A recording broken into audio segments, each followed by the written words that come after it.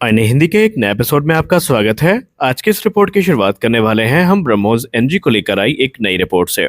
आप सबको पता है कि एक तरफ जहां ब्रह्मोस का एयर लॉन्च मिसाइल वेरिएंट जो है ये already Su-30 MKI fighter aircraft में इंटीग्रेट किया जा चुका है, तो वहीं अब सबको इंतजार था ब्रह्मोस एनजी को लेकर आई कोई नई अपडेट का, जिसमें हमें ये पता चल सके कि इसके जो टेस्ट हैं ये कब से शुरू होंगे। तो फाइनली ब्रह्मोस एरोस्पेस की तरफ से इसको लेकर एक बड़ी जानकारी सामने रखी गई है। ब्रह्मोस एनजी को लेकर रिपोर्ट्स में कहा जा रहा है कि अगले 1 से 2 वर्षों में इसके जो टेस्ट हैं ये शुरू कर दिए जाएंगे। जी हाँ, इसको लेकर के जो ब्रह्मोस जॉइंट वेंचर के को डायरेक्टर हैं उन्होंने टीएसएस को दिए गए अपने इंटरव्यू में ये कहा है कि अगले 2 वर्षों में इसकी टेस्टिंग को शुरू कर दिया जाएगा। ब्रह्मोस एनजी एक फॉर्मिडेबल वेपन सिस्टम है जिसका वजन 1.3 टन होगा और ये किसी भी फाइटर एयरक्राफ्ट से लॉन्च की जा सकेगी। पर्टिकुलरली इसे भारतीय वायुसेना के Su-30 MKI की फ्लीट, लाइट कॉम्बैट एयरक्राफ्ट तेजस की फ्लीट और दूसरे जो इंडिजिनस फाइटर्स हैं इनसे लॉन्च करने के लिए बनाया जाएगा। इसकी जो रेंज है ये 290 किलोमीटर्स की होगी। वहीं इसकी जो स्पीड है ये मैक 3.5 की होने वाली है और इसे सबसे डेडलीस्ट और सबसे हल्की एयर लॉन्च क्रूज मिसाइल का कहा जाएगा, जो कि ब्रह्मोस सीरीज की हमें देखने को मिलने वाली है। ये एक एयर लॉन्च क्रूज मिसाइल है जो कि काफ़ी ज़्यादा फायर पावर ऐड करेगी जिस भी प्लेटफॉर्म में इसको इंटीग्रेट किया जाएगा। अभी हम डेवलपमेंट की बात करें तो इसका डेवलपमेंट चल रहा है, बहुत सारे चेंजेस भी इसमें किए गए हैं और माना जा रहा है कि आने वाले भविष्य में ये लाइट कॉम्बैट एयरक्राफ्ट तेजस के स्ट्राइक पैकेज का एक अहम हिस्सा होने वाली है। और भारत में जो तेजस को एक्सपोर्ट करने की कवायद शुरू है उसमें भी ये एक महत्वपूर्ण भूमिका निभाएगी, क्योंकि ब्रह्मोस एनजी जो मिसाइल है बेसिकली ये भारतीय वायुसेना की ताकत को तो बढ़ाएगी, साथ ही साथ जो लाइट कॉम्बैट एयरक्राफ्ट तेजस, तेजस मार्क 2 और हमारे जो दूसरे एयरक्राफ्ट हैं उसमें इनको इंटीग्रेट भी किया जाएगा और अगले 2 वर्षों में इसके ट्रायल शुरू हो जाएंगे। वहीं ब्रह्मोस के एयर लॉन्च वेरिएंट की बात करें तो Su-30 MKI में ही इसको सिर्फ अभी इंटीग्रेट किया गया है और दूसरा एयरक्राफ्ट जो ये प्राप्त कर सकता है उसमें मलेशियन एयरफोर्स के Su-30 MKM की संभावना है, क्योंकि मलेशिया इस समय भारत के साथ जो ब्रह्मोस का एयर लॉन्च वेरिएंट है इसको लेकर बातचीत कर रहा है। लेकिन दिक्कत ये है, भारत ने स्पष्ट भी कर दिया है कि ब्रह्मोस को कैरी करने के लिए जो उनके Su-30 MKM फाइटर जेट है इन्हें काफ़ी मॉडिफिकेशन से गुजरना पड़ेगा। इनकी जो एयर फ्रेम है इसको स्ट्रेंथन करना पड़ेगा, मजबूत करना पड़ेगा ताकि वो ब्रह्मोस के एयर लॉन्च वेरिएंट को कैरी कर सकें। तो ऐसे में देखना ये है कि आगे चल के हमें क्या दो बड़े डिफेंस ऑर्डर मिलते हैं, क्योंकि मुख्यतः अगर ब्रह्मोस एनजी की बात की जाए तो ये Su-30 MKI में तो कम बल्कि हमें तेजस में ज़्यादा देखने को मिलेगी और तेजस के स्ट्राइक पैकेज का ये सबसे अहम हिस्सा होने वाली है।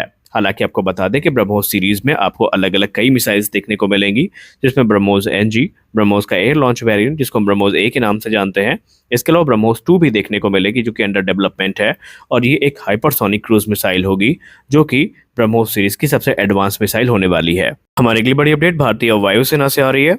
आप सबको पता है कि जब भारतीय नौसेना ने अपने MiG-29 के फाइटर्स को रैम्पेज मिसाइल से इक्विप किया था तो उसके तुरंत बाद रिपोर्ट सामने आई थी जहां पर यह कहा गया था कि भारतीय नौसेना के बाद भारतीय वायुसेना भी अपनी जो एयरक्राफ्ट की फ्लीट है उसमें रैम्पेज मिसाइल को स्थान देगी और उसके तुरंत बाद हमें Su-30 MKI फाइटर एयरक्राफ्ट में इन लॉन्ग रेंज के supersonic air to ground missile के इंटीग्रेशन की बात हमें पता चली थी और ये Su-30 MKI की फायर पावर में एक बड़ा इन्हेंसमेंट था, क्योंकि इंडियन एयरफोर्स की रशियन ओरिजिन के फ्लीट में इस प्रकार के प्रिसिजन स्ट्राइक मिसाइल का आना जाहिर सी बात है कि इसके हाई वैल्यू के टारगेट को हिट करने की कैपेबिलिटी को एनहांस करेगा और एक्सटेंडेड रेंजेस तक हम स्ट्राइक कर पाएंगे।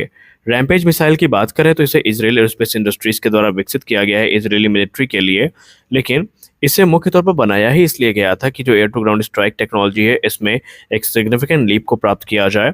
ये प्रिसीजन स्ट्राइक को ध्यान में रख करके बनाई गई है। ये एक सीकरलेस मिसाइल है जो कि वेल प्रोटेक्टेड टारगेट जैसे कि कम्युनिकेशन और command centre, air bases, maintenance facilities और दूसरे जो क्रिटिकल इंफ्रास्ट्रक्चर है उनको ध्वस्त कर सके। इसकी जो लॉन्ग रेंज कैपेबिलिटी है इसको और भी ज़्यादा घातक बनाती है, क्योंकि ये 250 किलोमीटर की रेंज तक जाकर अटैक कर सकती है, जो कि भारतीय वायुसेना के परिप्रेक्ष्य में बात करें तो ये काफ़ी बेनिफिशियल है, क्योंकि इस मिसाइल की सहायता से भारतीय वायुसेना के फाइटर जेट खुद को जो हॉस्टाइल एयर डिफेंसेस हैं इन पे एक्सपोज होने से बचा करके भी जो अटैक है वो कर पाएंगे। जो रैम्पेज का इंटीग्रेशन है Su-30 MKI में ये काफ़ी महत्वपूर्ण इसलिए भी है क्योंकि Su-30 MKI भारतीय वायुसेना के सबसे मेन और सबसे पावरफुल वर्सेटाइल एयरक्राफ्ट हैं, जो कि अपने आप में एक बहुत बड़ा माइलस्टोन है भारत के लिए Su-30 MKI में इनको इंटीग्रेट करना। Su-30 MKI जो कि अपनी एजिलिटी, एक्सटेंडेड रेंज और मल्टी रोल कैपेबिलिटी के लिए जाने जाते हैं, वो इस प्रकार की स्ट्राइक कैपेबिलिटी को प्राप्त करने के बाद और भी ज़्यादा घातक हो गए हैं और ऑलरेडी भारतीय वायुसेना ने Su-30 AMKI में इनके इंटीग्रेशन को शुरू भी कर दिया है। अब अगर हम बात करें भारतीय वायुसेना की, तो भारतीय वायुसेना का प्लान सिर्फ Su-30 AMKI तक रुकने का नहीं है, बल्कि उनका प्लान और भी आगे जाने का है। इंडियन एयरफोर्स ने कंफर्म कर दिया है कि रैम्पेज मिसाइल हमें सिर्फ सुखोई 30 AMKI में ही नहीं, बल्कि MiG-29 UPG की जो फ्लीट है इसमें भी देखने को मिलेगी। जी हाँ, आपने सही सुना, जो इंटीग्रेशन है ऑलरेडी रैम्पेज मिसाइल का MiG-29 UPG की फ्लीट में ये शुरू हो चुका है।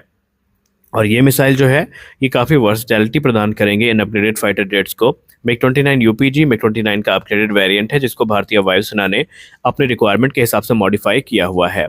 इंडियन एयरफोर्स का प्लान तो ये भी है कि MiG-29 UPG के अलावा जो हमारे राफेल की फ्लीट है उसमें भी इन मिसाइल्स को इंटीग्रेट किया जाएगा। जी हाँ, 36 की संख्या में जो राफेल F3I स्टैंडर्ड भारत के द्वारा ऑपरेट किए जाते हैं, जो कि इंडिया स्पेसिफिक एनहांसमेंट्स के साथ है, तो उनमें भी हमें 4.5 जनरेशन की जो रैम्पेज मिसाइल है हमें उनमें जो रैम्पेज मिसाइल है वो देखने को मिलेगी।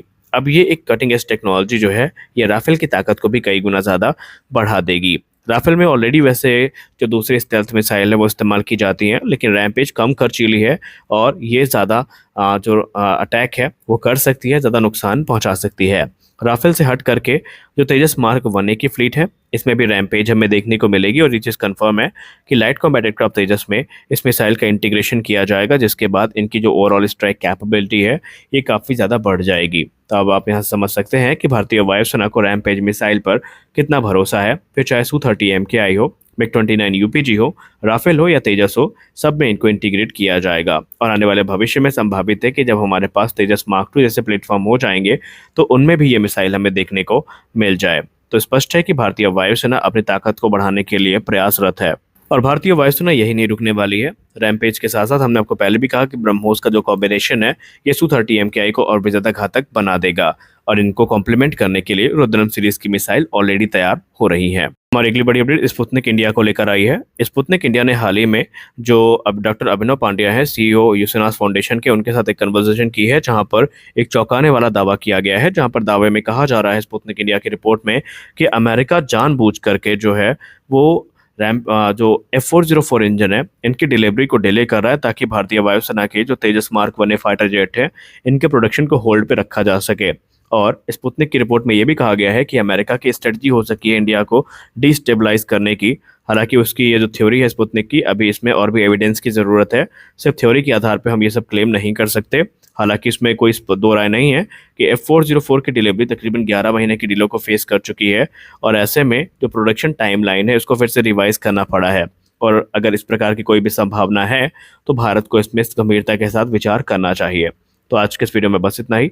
आशा करते हैं कि ये वीडियो अच्छी लगी होगी। वीडियो अच्छी लगी वीडियो को लाइक करिए, नए चैनल को सब्सक्राइब करिए। मिलते हैं अगले वीडियो में, तब तक के लिए जय हिंद।